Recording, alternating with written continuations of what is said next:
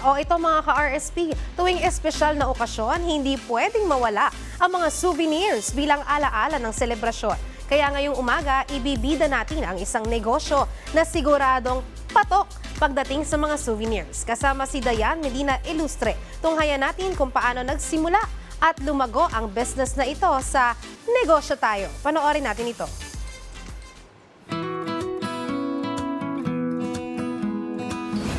Can you share with us your business? Nag-offer po kami ng mga full styling sa mga events po. For example, sa birthdays, mga binyag, or mga wedding, mga ganun po siya. And you also have an on-site souvenirs, which is right now, ito po yung nakikita nyo mga kanegosyo.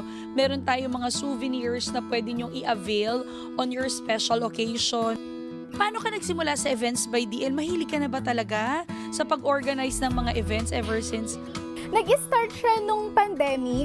Di ba, syempre mga kids hindi nakakalabas. So, pagka nagba-birthday yung kids ko, nag-design ako sa bahay. So, tapos kahit kami-kami lang, at least na-feel nila na yung birthday nila, buhay na buhay, kahit nasa bahay lang kami nag-celebrate.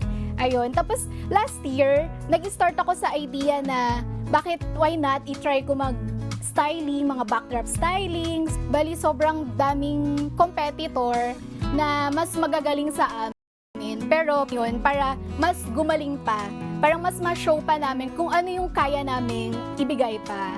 Since ayan na nga, ito yung on-site souvenir. Tell us more about this on-site souvenir. How does this work? This one is activity siya on-site.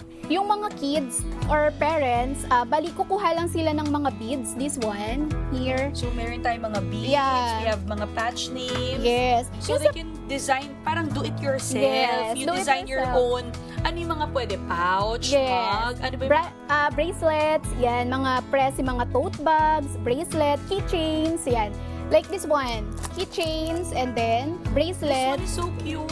Yeah. So you can actually customize and personalize your own Yes. dolls. So pwede siyang keychain, ilalagay nyo sa bag nyo. Ito, Dayan. So ayan, gumawa sila for us.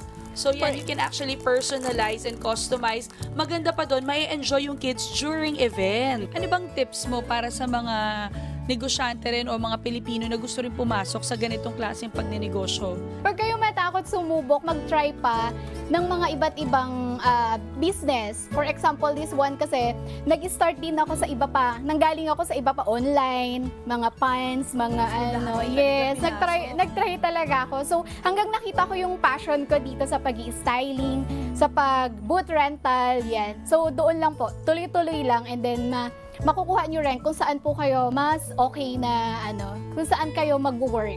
Here for the on-site souvenir, so as you can see, meron tayong pouch dito. So you're gonna get the stickers so you can actually personalize.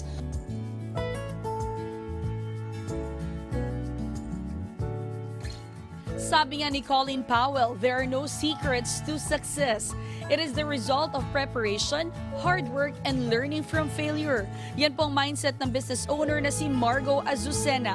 Magkita-kita tayo ulit next episode mga kanegosyo para sa inspiring na kwentuhan na ibabahagi namin sa inyo. Kaya naman tara, negosyo tayo!